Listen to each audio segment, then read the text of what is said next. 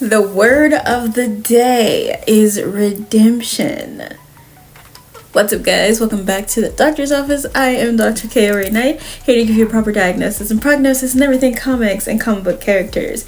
And we are on Batman number 156. I had to bring this one to you guys after the disappointment that was 155 for me. And when I say that this is how you redeem yourself in a story, this is how you redeem yourself in a story.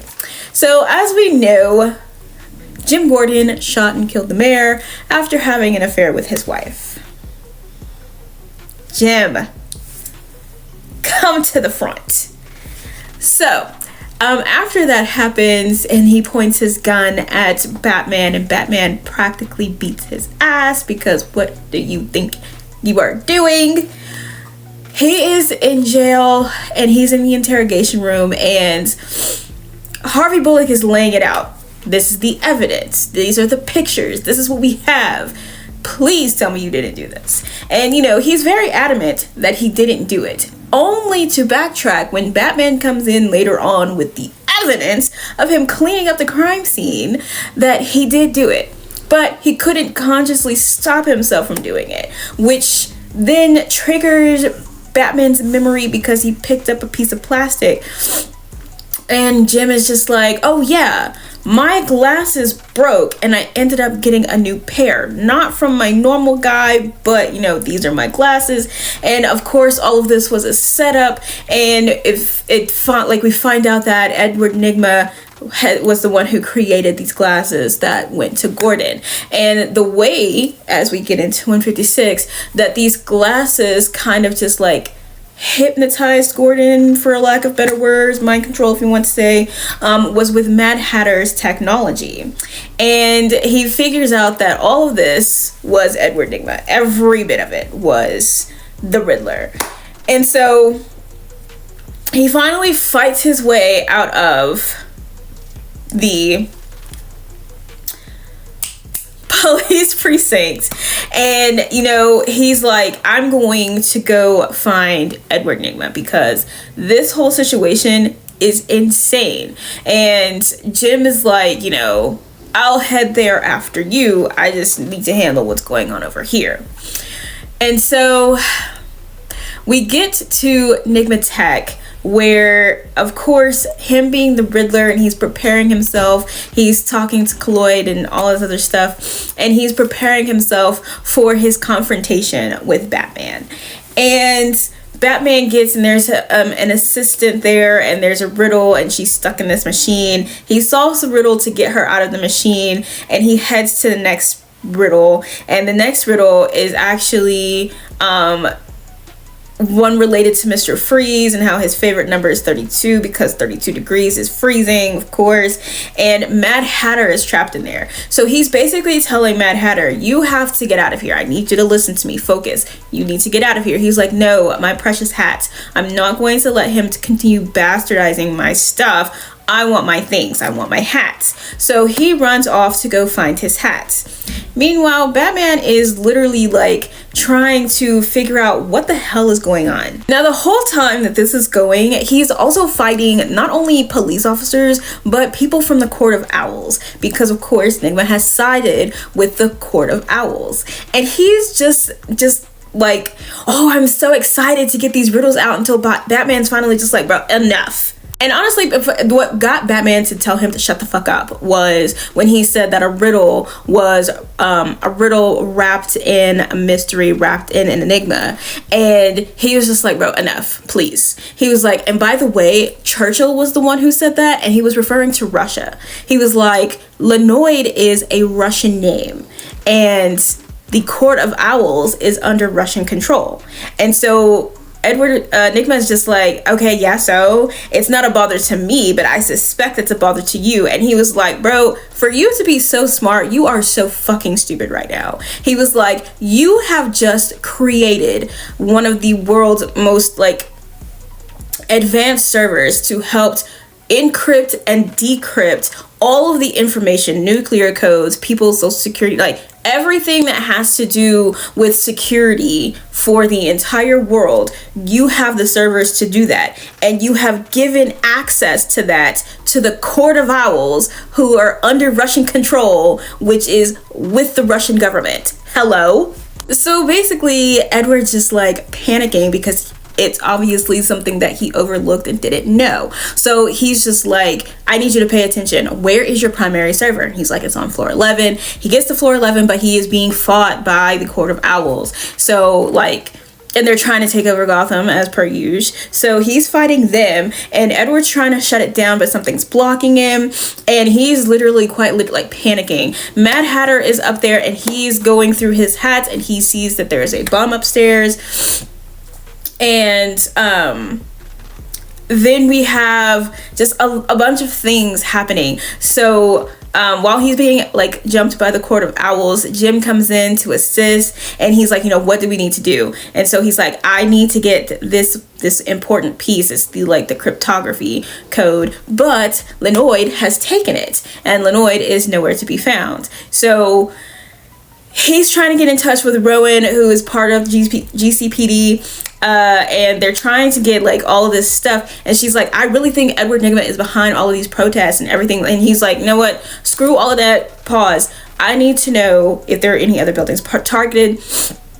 And then he does have a tracker from when he had gotten beat up prior to, when he was looking at his brother, and he sees that Lenoid is at the airstrip. So he's like getting on a plane right now, and he gives his utility belt to Jim so that Jim can go confront Riddler. Him and Riddler get into a fight, and he like talks about all the stuff that the Riddler made him do, and the Riddler's like, listen, I made you shoot the guy because Lenoid told me to target you. I did not make you sleep with that man's wife though. Damn!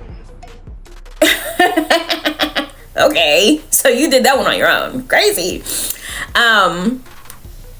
And while they're fighting, they see a bomb, and it's like literally on 9 seconds. So that's about to happen, and he's like, the entire time that Batman is going after Lenoid at the airstrip, he's trying to piece together, what does Commander Starr have to do with all of this? And so he's like racking his brain and going through the last riddle that Riddler gave to him, where he was talking about weight but not in pounds, and he says, okay, that's kilograms. And then he was like, what grew as love but started as hate, which the beast's love for beauty started as hate between the two, grew into love. And he was like, kilogram is kg beast, Commander Starr is kgbeast. When I tell you, I am just floored here, because now you have to go up against one of the best hand-to-hand combatants, and he says it on the page that he has ever fought, like one of the best fighters that he has ever fought, kgbeast. And they're really just trying to rebuild, like tear down and rebuild Gotham in like the Russian image. And I'm just that is redemption. That is how you redeem yourself from that super terrible issue that came before this. The mind control thing was just doing too much, and I just didn't like it. I did not like it. But this is how you tell a story. Now, one of the things that I really like about this is the fact that we still have Jim Gordon out of character, because as Nygma says, Lenoid told me to target you, so that's what I did. I made you kill the mayor. I did not make you sleep with the mayor's wife. You know what I'm saying? So we still get something completely out of character, because you slept with a married woman and then continuously went back to her. Like, that shit's weird. That's weird things that people like Jim Gordon are not supposed to do. But then again, Jim Gordon, when it comes to certain situations, acts very much like a jerk. Again, I bring up the part where all that stuff happened with his son JJ. He was more than willing to call his daughter a straight up fucking liar, then believe that his son was a psychopath. And she had literally not necessarily all the proof in the world, but everything, while it may have been circumstantial in his eyes, definitely pointed to the fact that it was his son. And then when he started thinking about it, he still didn't apologize to Babs. He never apologized to her about it, about her being correct. He never apologized to her. He just didn't really think that he could look her in the eye because she was right about her brother. And I'm like, are we really surprised that he slept with somebody else's wife? Are we? And when he killed the mayor, I was and wasn't surprised, because I'm just like, the more time you spend in Gotham, the more, like, the darker it makes you. So it's just like, at some point in time, something was going to happen to Jim Gordon that was going to be consequences of his own bullshit actions. And this was it. He slept with the mayor's wife on his own. And then at some point between him doing that and then shooting the mayor, his glasses were broken. So it's almost as if Nygma and them were watching this whole situation because they already knew something was going to happen, because they knew he was sleeping with the mayor's wife. I like this type of storytelling because this is how you tell a story. This is phenomenal. This is great. I loved this. And it's a Batman story. Come on. Y'all know I don't do those. But I really did enjoy this issue. The artwork was absolutely phenomenal. Seeing Edward Nygma put his mask back on after he hasn't worn it for so long, because he's trying to do this I'm not necessarily a bad guy type thing. He couldn't stay away. He could not stay away. We see that. So that was very good. Artistic work. Again, the artwork, phenomenal. This being about kgbeast, and I felt like something was amiss with Commander Star because he just seems so very, very random. And it also seemed like, because I haven't seen kgbeast in a long time, but a lot of the things that he was doing and saying when he was up with Bruce Wayne as Batman seemed very familiar, and it was almost as if they knew that he was going to come to the conclusion that that was kgbeast, so they had to distract him with somebody being his brother. And the fact that we have not gone back to that just makes it sound as if there is no brother to begin with. But that's just me.